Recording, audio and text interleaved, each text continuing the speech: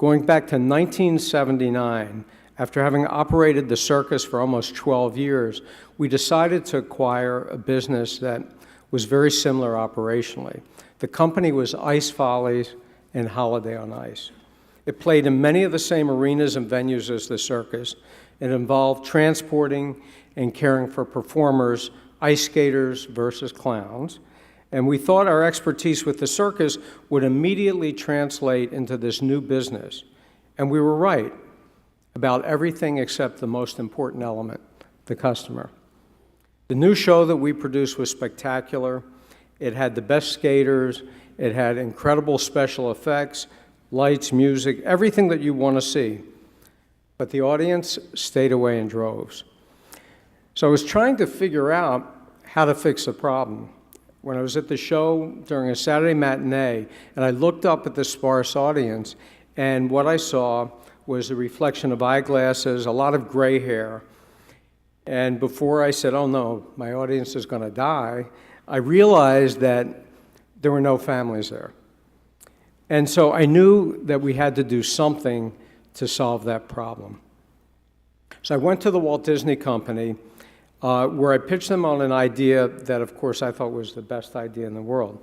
And it was to use the Disney characters in a 20-minute segment in Ice Follies, Holiday on Ice, and we could market that, and we get a lot of families.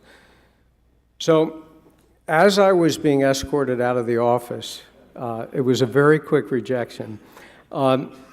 I figured at this point I had nothing to lose, so I suggested that we take one of our ice shows and convert the entire thing to Disney stories, Disney characters, and we would call it Walt Disney's World on Ice.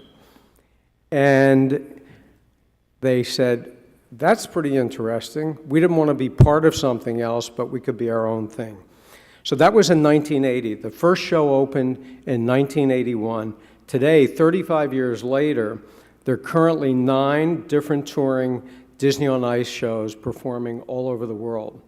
So what started as an acquisition gone wrong gave rise to an entirely new genre of live family entertainment.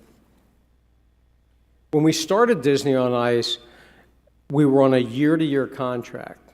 Needless to say, this was not the most secure feeling if you want to grow a business.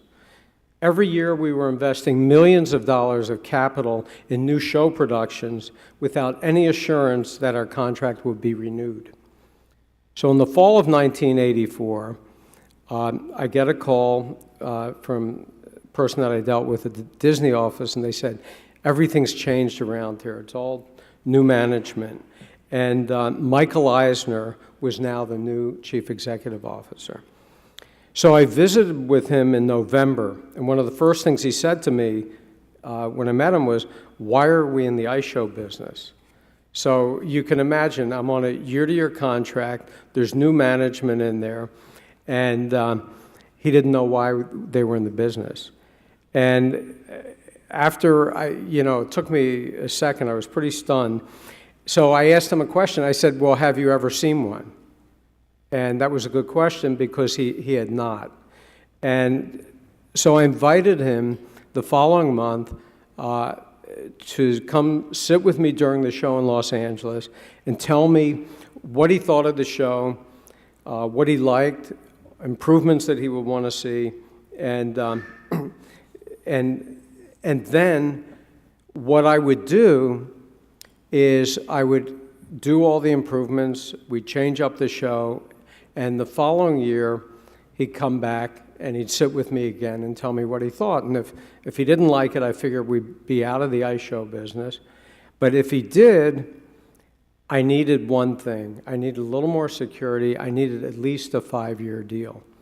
So the following year, he was as good as his word, and he sat with me, and he actually loved the show. And he told me that over the 100 licensees that he had talked and met with through the whole year, that we were the only one that not only enacted all the changes that he had asked for, but we went even further. So he was as good as his word again, and I got a new 5-year deal. But with one caveat, and I think I probably would have signed anything. So it was in the contract, and it was a caveat that changed the direction of our entire company. Because at some point during the term of that 5 years, I had to take Disney on Ice internationally, out of North America.